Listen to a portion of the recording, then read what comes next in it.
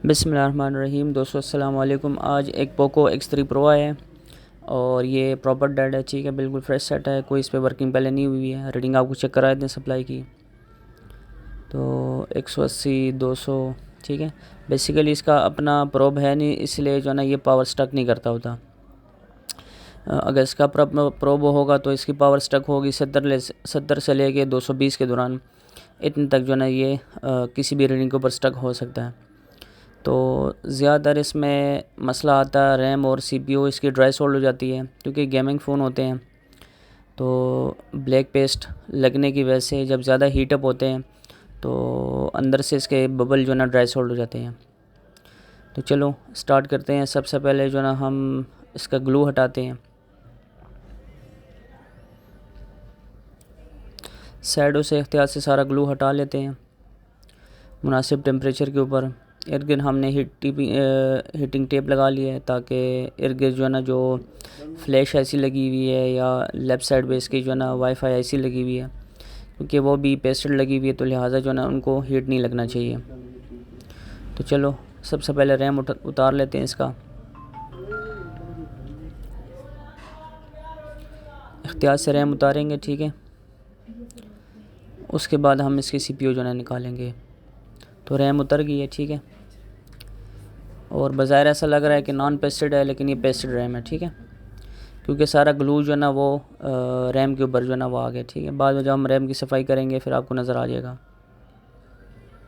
तो अभी सीपीयू जो है ना वो निकाल लेते हैं। तो सीपीयू भी निकल गई और आप देख सकते हैं कि प्रॉपर ग्लू लगा हुआ है इसके ऊपर। तो चलो सारी सफाई कर लेते हैं। इर्द थोड़ा सा पीपीटी पेस्ट लगा के बबल्स को कन्वर्ट करेंगे और इर्द गिर्द प्रॉपर सही तरीके से जो है ना वो सब बबल साफ़ करेंगे। थोड़ा सा पेट्रोल लगा के सफाई कर लेते हैं। अब थोड़ा सा विक भी इस्तेमाल कर लेंगे ताकि बबल्स की शाइनिंग आ जाए, प्रॉपर तरीके से अच्छी तरीके से साफ़ हो जाए।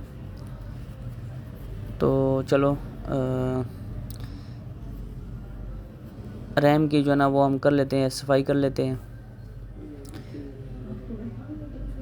जिस टाइम हमने रैम निकाला था तो नीचे बबल ऐसे नज़र आ रहे थे कि नॉर्मल ऐसी है, यानी पेस्टेड नहीं है, लेकिन ये पेस्टेड थी, क्योंकि रैम आप देख सकते हैं इतना पेस्ट इसके ऊपर सारा आ गया था।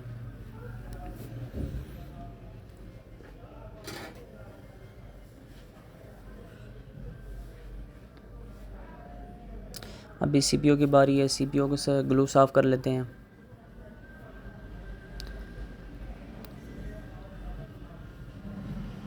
कोशिश किया करें कि सीपीयू के ऊपर जो कैपेसिटर्स आते हैं, क्योंकि ये पैरेलल में होते हैं, तो पैरेलल की कोई भी चीज़ हो, यानी कोई कंपोनेंट होगा, वो 100% ज़रूरी तो नहीं होता, लेकिन फिर भी सेफ्टी रहती है। ये कैपेसिटर आप कोशिश किया करें कि इससे हटाया ना करें, बल्कि लगा लिया करें। तो आईसी निकालते हुए हल्की पुल्की यहाँ पे ब्लेड लग गया था, लेकिन चलें इग्नोर करते हैं। थोड़ा सा फ्लेक्स लगा के बबल्स को शाइनिंग में लेके आएंगे, ताकि रिबॉलिंग के दौरान जो है ना वो प्रॉपर रिबॉल हो जाए फर्स्ट अटैम्प्ट में ही। क्योंकि अगर बबल ड्राई सोल्ड जो नीचे पॉइंट्स ड्राई सोल्ड रह जाएंगे तो फिर बबल प्रॉपर तरीके से बैठेंगे नहीं। और कैपेसिटर के बारे में बता रहा था, वो कैपेसिटर जो है ना वो लाजमी लगा लिया करें, इससे सेफ्टी रहती है आईसी की। शायद सेट ऑन भी हो जाए, लेकिन कुछ ही वक्त के बाद, यानी कुछ ही दिन के बाद शायद दोबारा जो है ना सीपीयू डेड हो जाए। तो 10-15 मिनट मैक्सिमम चलो लग जाते हैं, लेकिन ये कि आईसी प्रॉपर तरीके से जब रिबॉल होगी तो ये है कि जल्दी कस्टमर शिकायत नहीं करेगा। तो फर्स्ट अटैम्प्ट में आईसी रिबॉल हो गई थी, लेकिन एक आधा बबल जो है ना वो रह गया था, तो वो भी हमने चलो अलग से निकाल के लगा लिया। थोड़ा सा फ्लक्स लगा के रीसोल्ड करेंगे और दोबारा एक दफ़ा जो है ना इसको रिबॉल करेंगे।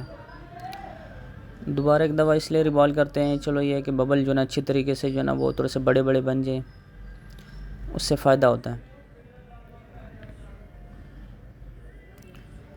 क्योंकि आजकल जितने भी सेट आ रहे हैं इनके मदर्स बोर्ड भी नाजुक हैं और आईसियाँ भी ज़ाहिर बात है पतली पतली आईसियाँ बन रही है, तो ज़्यादा अगर ओवर हीट हम इसको लगाते हैं तो नुकसान का खदशा हो सकता है।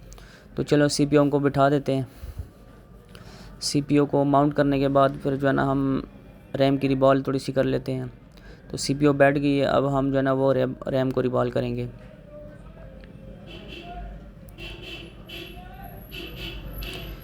सैमसंग के बनिस्बत इनके डबल डेकर रिबॉल करना आसान है। बस ये है कि आपको जो है ना वो प्रॉपर तरीका आना चाहिए और प्रॉपर टूल्स हो आपके पास, और अच्छी स्केल भी होनी चाहिए। तो जो दोस्त अभी तक इस फील्ड में अपडेट नहीं हुए तो वो हमसे रब्ता कर सकते हैं। न्यू बैच इंशाल्लाह स्टार्ट हो रहा है 18 से 20 के दरमियान। 18 और 20 के दरमियान जो है न्यू बैच स्टार्ट करेंगे और 21 तारीख को प्रॉपर क्लास स्टार्ट करेंगे।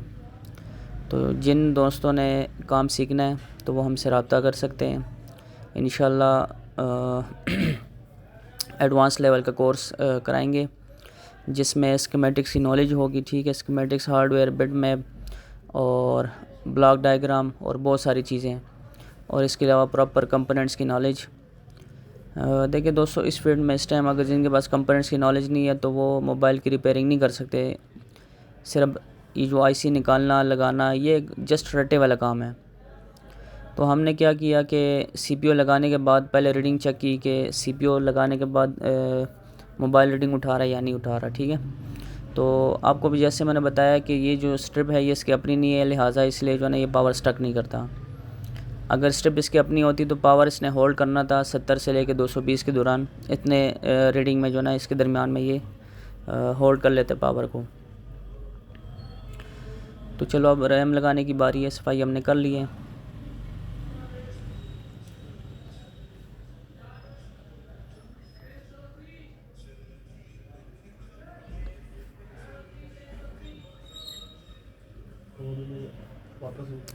तो रैम जब भी आप लगाते हैं तो चलें आपको एक ट्रिक की बात बता देता हूँ। जब भी रैम को आप रखते हैं तो उस कंडीशन में सिर्फ इसको हीट दे दिया करें। इतना हीट दे के आपको अंदाज़ा हो कि बबल्स प्रॉपर तरीके से बैठ गए होंगे, तो इसको हिलाने की ज़रूरत नहीं होती, क्योंकि बबल जो है ना इनके बड़े नज़दीक होते हैं, इसलिए अगर हल्का पुल्का भी इसको हम हिलाते हैं तो बबल एक दूसरे से शॉर्ट हो सकते हैं। तो उस कंडीशन में ये है कि आपकी सारी मेहनत ज़ाया हो जाती है। तो कोशिश क्या करें, रैम को बिल्कुल ना हिलाया करें। चलें सफाई कर लेते हैं। आईसी जो है ना माउंट हमने कर लिए, दोनों आईसियाँ। राइट हैंड पे आप देख सकते हैं फ्लैश आईसी के ऊपर जो है ना वो हीट सिंक लगा हुआ है, ठीक है, वाइट कलर का। लेफ़्ट साइड पे भी लगा हुआ है। इर्द गिर्द मैं जीआर सारा चेक करूँगा ताकि कोई ना कोई कैप वगैरह शॉर्ट तो नहीं है। रैम का कैप वो शॉर्ट नहीं है, ठीक है, जिनके ऊपर लो जीआर आता होता है। इर्द गिर्द सारे कंपोनेंट्स प्रॉपर चेक। तो दोस्तों चार्जिंग जो है ना वो शो हो गई है, ठीक है, और सेट हमारा ऑन हो गया, ठीक है दोस्तों। अल्लाह।